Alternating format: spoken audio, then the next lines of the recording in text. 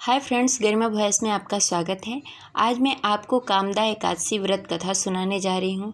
इसके साथ में आपको एक ऐसी उपाय बताएंगे जिससे करने से आपके घर में माँ लक्ष्मी की हमेशा कृपा बनी रहेगी, सुख शांति समृद्धि रहेगी, धन की कभी कमी नहीं होगी।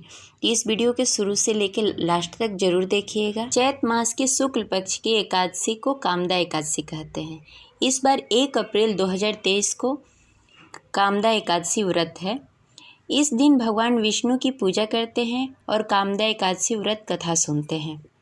एकादशी व्रत गंगा जल की तरह पवित्र माना जाता है, मंगलकारी माना जाता है, शुभकारी माना जाता है।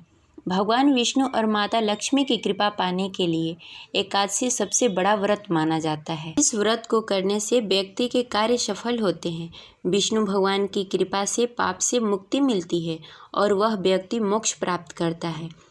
काशी के ज्योतिषाचार्य चाणक्य भट्ट बताते हैं कि एक बार युधिष्ठिर ने भगवान श्री कृष्ण से पूछा, चैत्र शुक्ल एकादशी व्रत महत्व क्या है? इस व्रत की महिमा और विधि क्या है? इस पर श्री कृष्ण जी ने कहा, चैत्र शुक्ल एकादशी को कामदा एकादशी के रूप में जानते हैं। यह व्रत मनुष्य के पाप का नाश करता है, इससे जीवन मरण के चक्र मुक्ति मिलती है। कामदा एकादशी व्रत कथा। भोगीपुर राज्य में राजा पुंडिक का शासन था। उनका राज्य धन्य धान्य ऐश्वर्य से भरा था। उनके राज्य में एक प्रेमी युगल रहता था जिसका नाम ललित और ललिता था। वे दोनों एक दूसरे से प्रेम करते थे। एक दिन राजा पुंडिक की सभा लगी। उसमें ललित सभी साथियों के साथ गीत संगीत का कार्यक्रम प्रस्तुत कर रहा था। उसने ललिता को देखा और उसका सुर गड़बड़ हो गया। सभा में उपस्थित सेवकों ने राजा पुंडरीक को इस बात की जानकारी दे दी। इस पर क्रोधित राजा पुंडरीक ने ललित को राक्षस होने का श्राप दे दिया। श्राप के कारण ललित राक्षस बन गया और उसका शरीर 8 योजन का हो गया। अब वह जंगल में रहने लगा। पत्नी ललिता जंगल में उसके पीछे भागती रहती थी।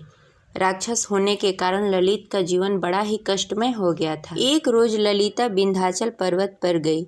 वहाँ श्रृंगी ऋषि का आश्रम था। ललिता ने श्रृंगी ऋषि को प्रणाम किया और अपने आने का उद्देश्य बताया। श्रृंगी ऋषि ने कहा, तुम परेशान न हो, तुम कामदा एकादशी का व्रत रखो और उस व्रत के अर्जित पुण्य फल को अपने पति को समर्पित कर दो। उस व्रत के पुण्य भावना से तुम्हारा पति राक्षस योनि से बाहर आ जाएगा। अगले वर्ष जब चैत्र शुक्ल एकादशी का व्रत आया तो ललिता ने श्रृंगी ऋषि द्वारा बताए गए नियमों के कारण एकादशी व्रत किया और भगवान विष्णु की आराधना की।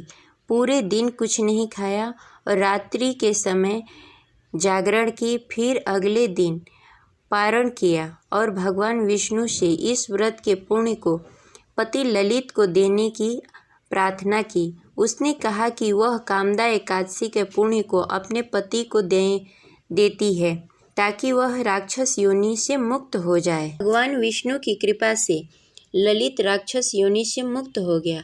फिर से दोनों साथ में रहने लगे। एक दिन स्वर्ग से विमान आया और वे दोनों उस पर बैठकर स्वर्ग चले गए। धर्मराज युधिष्ठिर, मैंने आपके सामने संसार के हित के लिए इस व्रत का वर्णन किया है। कामदा एकादशी ब्रह्म हत्या आदि दोषों से मुक्ति प्रदान करता है। राजन, कामदा एकादशी की कथा पढ़ने तथा सुनने से वाजपेयी यज्ञ का पुण्य प्राप्त होता है। जय हरि विष्णु। जैसा कि हमने आपको बताया था कि माँ लक्ष्मी की कृपा आपके घर पे कैसे बनी रहेगी, इसके लिए आपको प्रतिदिन गाय को अपने घर की पहली रोटी जो होती है उसे रोज़ खिलाना है। ये तो बहुत सारे लोग करते हैं, लेकिन अगर आप रोटी पर हल्दी रखकर बृहस्पतिवार को गाय को खिलाएं तो उससे आपके घर में लक्ष्मी हमेशा बनी रहेंगी। और अगर आपके घर में अगर कोई बीमार है या कोई दोष है तो आप रोटी पे गुड़ रखकर अगर गौ माता को खिलाएं तो ये आपके घर के सारे दुख और रोग व्याधि खत्म हो जाएंगे। इस क्रिया को करने से घर में हमेशा लक्ष्मी माँ की कृपा बनी रहती। जय हरि विष्णु।